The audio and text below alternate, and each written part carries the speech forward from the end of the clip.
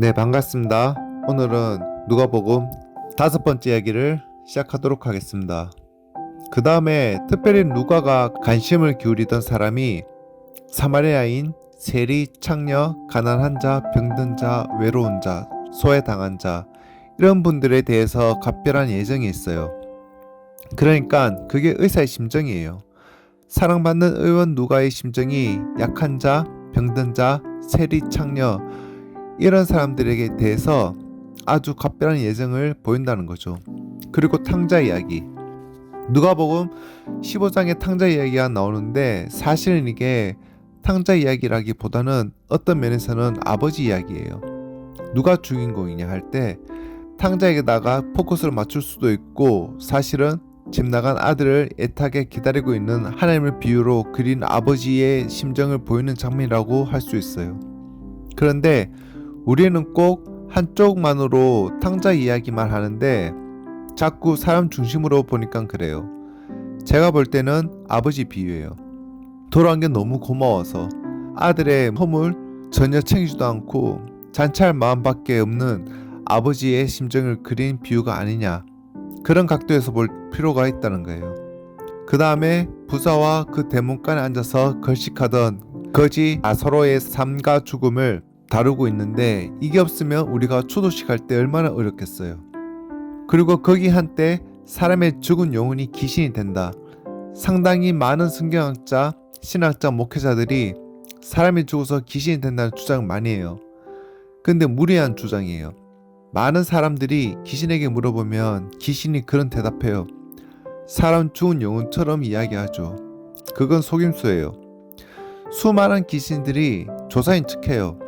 어떤 면에서는 조상이라기보다는 죽은 사람 속에 그 귀신이 그 인격을 완전히 지배해서 그 사람의 본 영혼은 눌려서 한 번도 자기 주인 노릇 못 해보고 눌린 채 살아서 귀신이 그 사람의 삶을 다 살았기 때문에 말하는 것도 그대로예요. 귀신이 들어와서 살다가 그 사람 영혼은 지옥 가버리고 그 귀신은 나와서 딴 데 가고, 그러니까 그대로 죽은 조상 같은 소리 이야기한다는 거죠.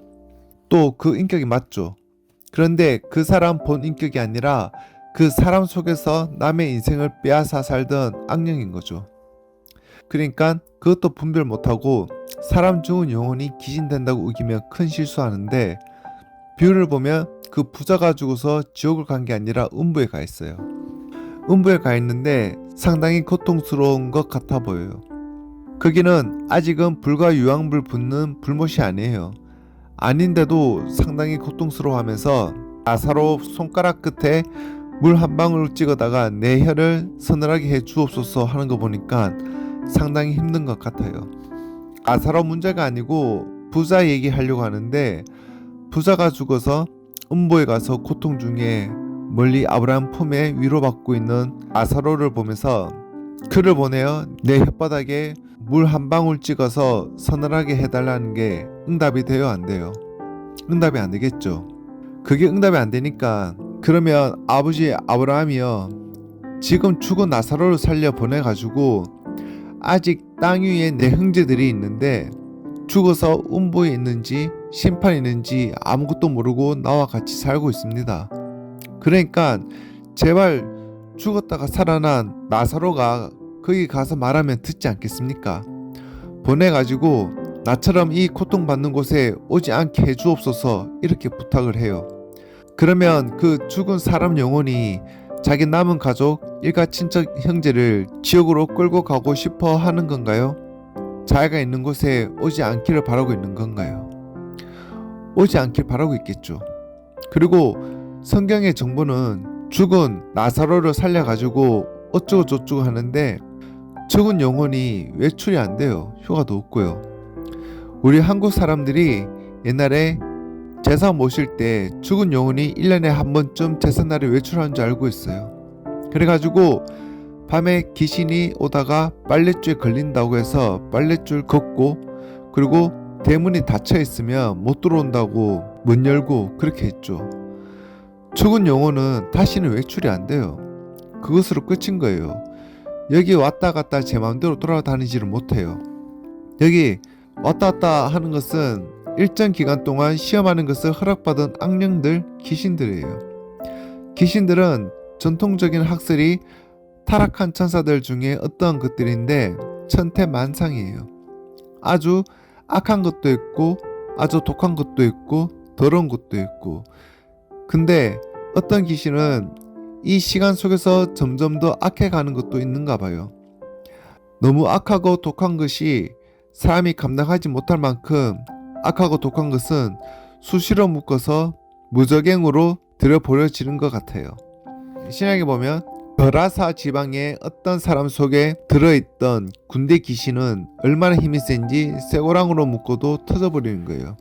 그리고 돌을 찍어서 자기 머리를 상하게 이렇게까지 하는데, 그 사건 앞뒤로 보면 예수님께서 버라사 지방으로 갔는데 아무 딴 볼 일이 없어요. 단지 군대 귀신 든 사람 그 건 하나만 해결하러 오셨어요. 가자마자 그 군대 귀신 하는 말이 뭐예요?